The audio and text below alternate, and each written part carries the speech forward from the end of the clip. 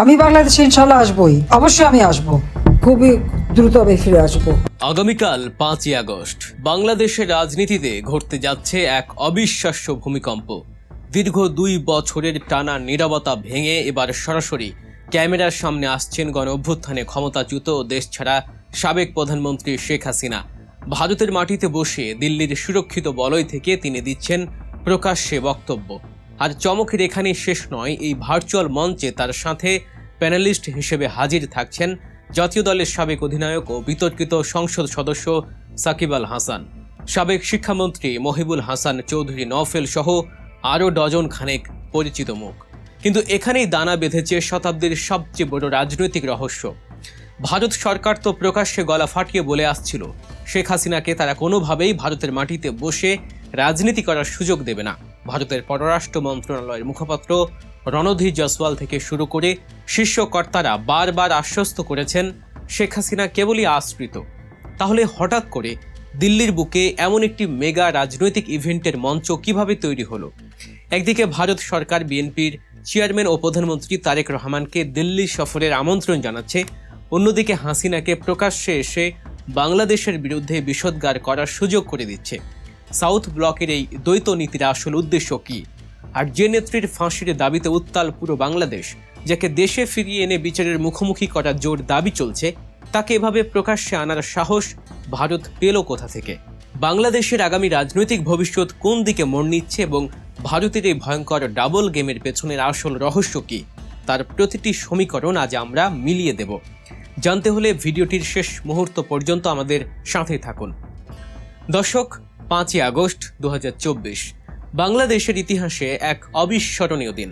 24-এর এই দিনে ছাত্র জনতা তুমুল গণ অভ্যুত্থানের মুখে পদত্যাগ করে সামরিক হেলিকপ্টারে চড়ে ভারতে পালিয়ে গিয়েছিলেন শেখ হাসিনা।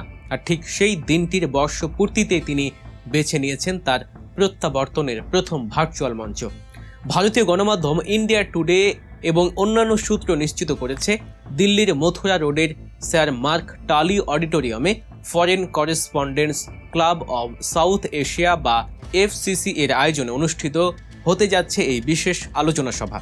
আর এখানে ভার্চুয়ালি যুক্ত হয়ে মূল বক্তব্য রাখবেন শেখ হাসিনা। তিনি কথা বলবেন তার রাজনৈতিক ভবিষ্যৎ, বাংলাদেশের বর্তমান পরিস্থিতি এবং তার ভাষায় বাংলাদেশে ফেরার রোড ম্যাপ নিয়ে।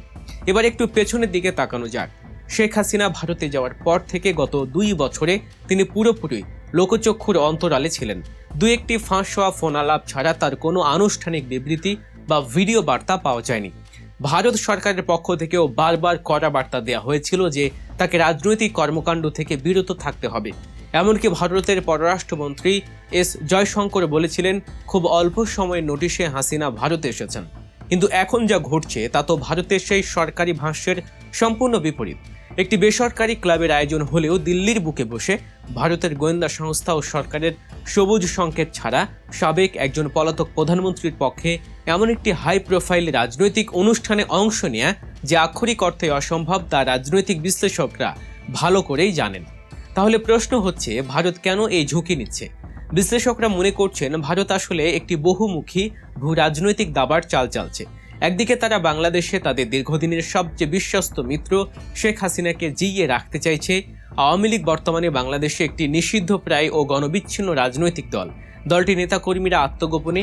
এই অবস্থায় দলের ভেতরে এবং বাইরে একটি বার্তা দেওয়ার অত্যন্ত জরুরি হয়ে পড়েছিল যে শেখ হাসিনা ফুরিয়ে যাননি। ভারতের এই প্রচ্ছন্ন মদদ মূলত আওয়ামী লীগের মৃত প্রায় রাজনীতিতে অক্সিজেন দেওয়ার একটি সুকৌশল প্রচেষ্টা। কিন্তু ভারতের এই চালের সবচেয়ে বিস্ময়কর দিকটি হলো তাদের ডাবল গেম।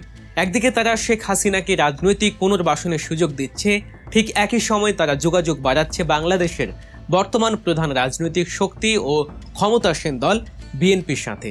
সম্প্রতি ভারতের পক্ষ থেকে প্রধানমন্ত্রী তারেক রহমানকে দিল্লি সফরের আমন্ত্রণ জানানোর খবর চাউর হয়েছে। অর্থাৎ সাউথ ব্লক চাইছে না বর্তমানে বাংলাদেশে যে সরকার আছে ভারতের সাথে তাদের সম্পর্ক খারাপ হোক। তারা বিএনপির সাথে সম্পর্ক উন্নয়ন করতে চায়, আবার হাসিনাকেও তুরুপের তাস হিসেবে নিজেদের পকেটে মজুদ রাখতে চায়। কিন্তু ভারতের এই সাপ হয়ে কাঁটা এবং ওঝা হয়ে ঝাড়ার নীতি কি আদৌ সফল হবে? বাংলাদেশের বর্তমান সরকার এবং সাধারণ মানুষের কাছে ভারতের এই দ্বিমুখী নীতি যে তীব্র ক্ষোভের জন্ম দিচ্ছে তা বলার অপেক্ষা রাখে না। এবার আসি এই ভার্চুয়াল সভার প্যানেলিস্টদের দিকে। এই অনুষ্ঠানে শেখ হাসিনার ছেলে সজীব অজেদ জয়, সাবেক শিক্ষামন্ত্রী মহিবুল হাসান চৌধুরী নওফেল, সাবেক কূটনীতিক আমিনুল হক পলাশ, রাজনৈতিক বিশ্লেষক আবু ওবায়দা অরিন এবং হিউম্যান রাইটস ওয়াচের নামে বেশ কয়েকজন বিতর্কিত ব্যক্তিত্ব উপস্থিত থাকবেন। কিন্তু সবার চোখ আটকে গেছে একটি নামে, সাকিব আল হাসান। সাকিব আল হাসান, যিনি দ্বাদশ জাতীয় সংসদ নির্বাচনে মাগুরা 1 আসন থেকে আওয়ামী লীগের টিকিটে সংসদ সদস্য নির্বাচিত হয়েছিলেন। 5ই আগস্টের পট পরিবর্তনের পর সংসদ বিলুপ্ত হলে তিনি তার পদ হারান।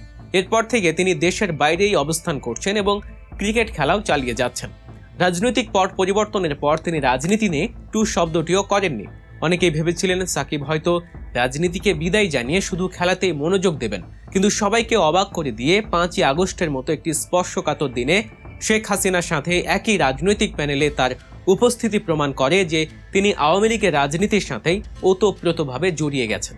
এটি সাকিবের ক্যারিয়ার এবং বাংলাদেশের মাটিতে তার জনপ্রিয়তার উপর কেমন প্রভাব ফেলবে তা নিয়ে ইতিমধ্যেই সামাজিক যোগাযোগ মাধ্যমে ঝড় উঠেছে।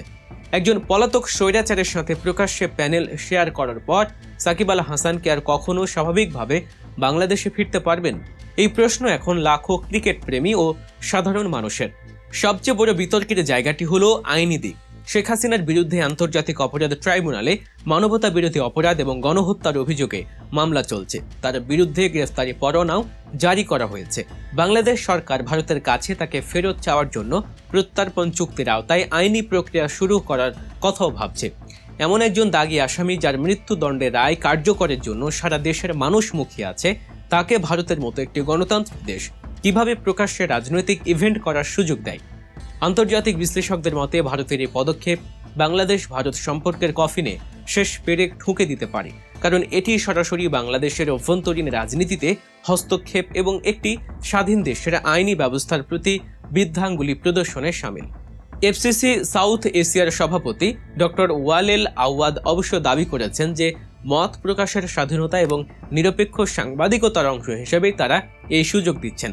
তারা দাবি করেছেন ভারত সরকারের পক্ষ থেকে তাদের কোনো বাধা দেয়া হয়নি। আর এখানেই প্রমাণ হয় যে ভারত সরকারের মৌন সম্মতিতেই এই পুরো নাটকটি মঞ্চস্থ হচ্ছে। আগামীকাল শেখ হাসিনা কি বলবেন তার উপরে ভিত্তি করে বাংলাদেশের রাজনীতিতে নতুন করে উত্তেজনা ছড়িয়ে পড়তে পারে।